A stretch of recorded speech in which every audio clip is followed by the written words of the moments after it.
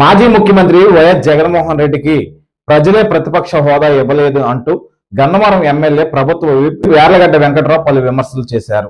ప్రజా సమస్యలను ప్రస్తావించాల్సిన వేదిక అసెంబ్లీ అని, ముఖ్యమంత్రి చంద్రబాబును చూసే ధైర్యం లేక పులివెందుల ఎమ్మెల్యే జగన్ అసెంబ్లీకి రావడం లేదని గన్నవరం నియోజకవర్గ శాసనసభ్యులు ప్రభుత్వ విప్ యార్లగడ్డ వెంకట్రావు విమర్శించారు.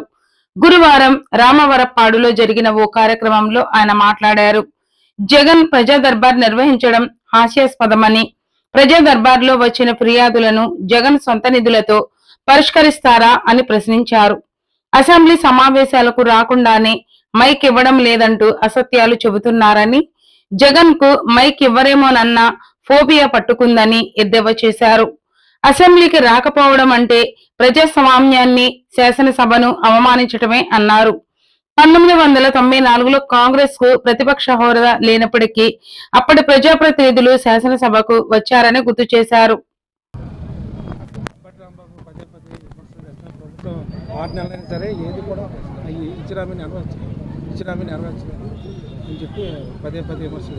అసెంబ్లీకి వచ్చాడటకేమో ఆయన గెలవలేదు, గెలిచిన వాళ్ళేమో రావట్లేదు అసెంబ్లీకి. అసెంబ్లీ ఉందేందుకు? ప్రజావేదిక ప్రజా సమస్యను పరిష్కరిస్తాకున్న వేదిక ఒకే ఒకటి అసెంబ్లీ. మనకు అసెంబ్లీకి గెలిచిన వైఎస్ఆర్ కాంగ్రెస్ పార్టీ శాసనసభ్యులు రాకుండా జగన్మోహన్ రెడ్డి గారు కూడా నిన్న ప్రజా దర్బార్ నిర్వహిస్తున్నాడు, ఇవాళే అనుకుంటా పులివెందులో. ఆ ప్రజా దర్బార్లో వచ్చిన అర్జీలను ఏం చేస్తారనేది నేను ఆసక్తిగా చూస్తున్నా. అంటే సొంత నిధులతో పులివెందుల్లో ఉన్న రోడ్లు డెవలప్మెంటు, కమ్యూనిటీ హాల్స్ కానీ ప్రజా సమస్య అన్నింటినీ పరిష్కరిస్తారా, లేదా రాష్ట్ర ప్రభుత్వం ద్వారా పనిచేపిద్దాం అనుకుంటే అసెంబ్లీకి అట్లా పంపుతారు. ఆయన అసెంబ్లీకి రావట్లేదు, మైక్ ఇవ్వట్లేదని అసత్య ఆరోపణలు చేయడం. అసలు రాకుండా ప్రమాణ స్వీకారం అనేది మైక్ ఇచ్చారు, ప్రమాణ స్వీకారం చేశారు, బయటికి వెళ్ళిపోయారు.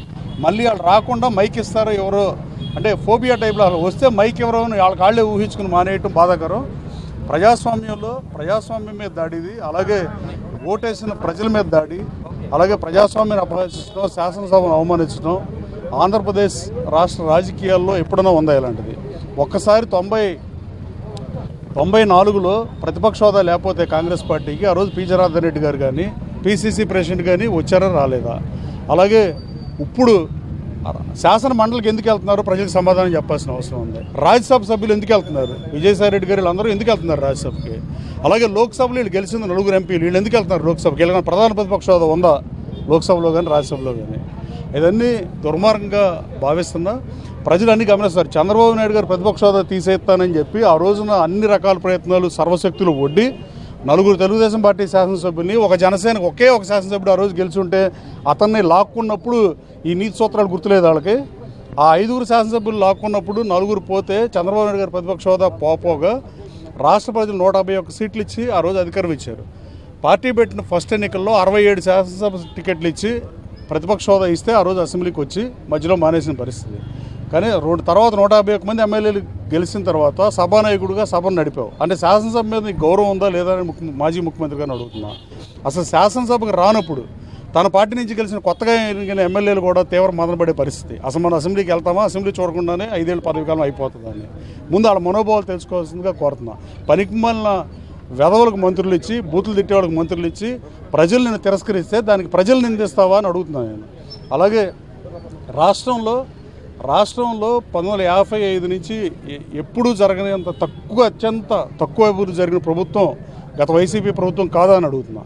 భాషా ప్రయుక్త రాష్ట్రాలు ఏర్పడి పొట్టి శ్రీరాములు గారి ఆత్మార్పణంతో ఏర్పడిన ఈ రాష్ట్రం భాష మీద కూడా దాడి చేసిన ప్రభుత్వం ఏదీ లేదు. డెవలప్మెంట్ అత్యంత తక్కువ చేసింది మీరే.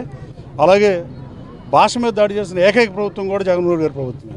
వీటన్నిటి పర్యవసానం వైనాట్ 175 అన్నారు, సిద్ధమన్నారు. తర్వాత ఇవాళ అసలు 11 సీట్లు వస్తే శాసనసభకు రాకుండా శాసనసభను అవమానించడం బాధాకరం.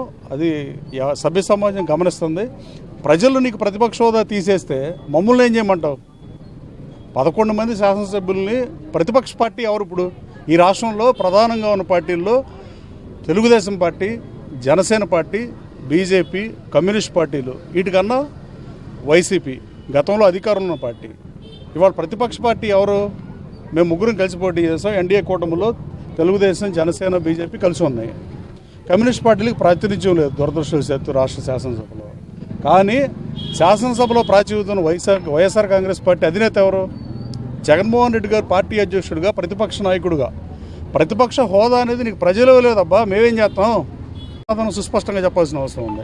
అంటే పార్లమెంట్ ఎగువ సభకి వెళ్తారు, శాసనసభలో ఎగువ సభకి వెళ్తారు, లోక్సభకి ఎందుకు వెళ్తారు అడుగుతున్నారు. 4 ఎంపీలు కేవలం ఉంటే వాళ్ళు ఏం చేస్తున్నారు, వెళ్ళి వాళ్ళు ఎందుకు వెళ్తున్నారు? మీరు 11 మంది ఇక్కడ ఎందుకు రారు?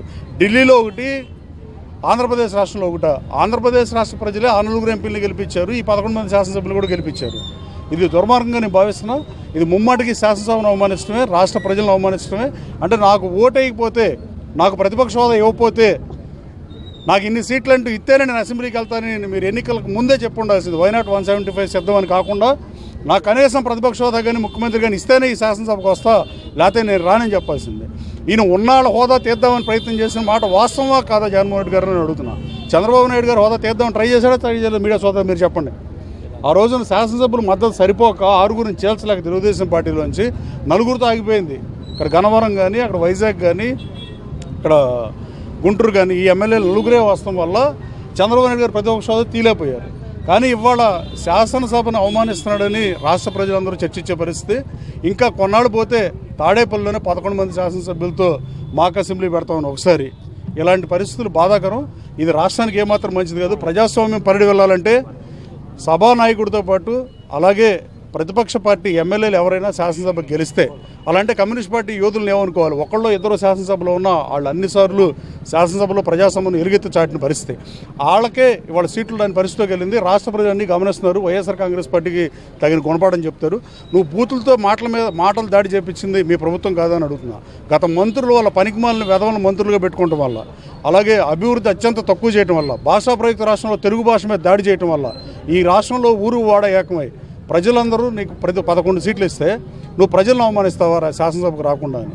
కానీ తక్షణం మీరు నా దానికి సమాధానం జగన్మోహన్ రెడ్డి గారు చెప్తాడో చెప్పడో తెలియదు. కానీ నేను సుస్పష్టంగా జగన్మోహన్ రెడ్డి గారు అడుగుతున్నా, అంబటి రాంబాబు గారినైనా మీరు అడిగిన ఎవరినైనా, మీడియా సోదరులు కూడా ఇది డెఫినెట్గా దీన్ని ప్రజల్లోకి తీసుకెళ్లాల్సిన అవసరం ఉంది. ఇది ముమ్మాటికి శాసనసభ మీద దాడే, అలాగే ప్రజాస్వామ్యం మీద దాడే. అలాగే ప్రజాస్వామ్యం పరిడి వెళ్ళాలంటే ఎవరైనా వాళ్ళ పాత్రను పోషించాలి. ప్రజాస్వామ్యంలో అధికార పార్టీ ఒకటే ఉండటం అనేది కరెక్ట్ కాదు. ప్రతిపక్ష సభ్యులు కూడా ఎలక్ట్ అయిన వాళ్ళు ప్రజలు ఇచ్చిన మ్యాండేట్ని గౌరవించి వాళ్ళు వచ్చి శాసనసభకు వచ్చి వాళ్ళ సమస్యలు ఎలుగెత్తి చాటాలని మీ ద్వారా కోరుతున్నా. వైసీపీ శాసనసభ్యులు 11 మందికి విజ్ఞప్తి చేస్తున్నాం.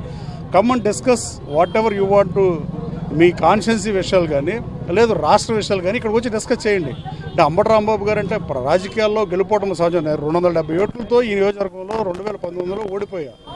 కానీ నేను ఇప్పుడు 37,628 మెజార్టీతో గెలిచాను. నన్ను గన్నవరం ప్రజలు ఎన్నుకున్నప్పుడు గన్నవరం ప్రజల సమస్యలు పరిష్కారం చేయడమే లక్ష్యంగా పనిచేయాల్సింది ప్రాథమిక సూత్రం. దానికి తిలోదకాలు ఇచ్చి కేవలం పార్లమెంట్కి, లోక్సభకి, రాజ్యసభకి, శాసనమండలికి వెళ్తాం, శాసనసభకు మాత్రం రావంటే చంద్రబాబు నాయుడు గారిని చూసే ధైర్యం లేక రావట్లేదని అడుగుతున్నాను. Thank you.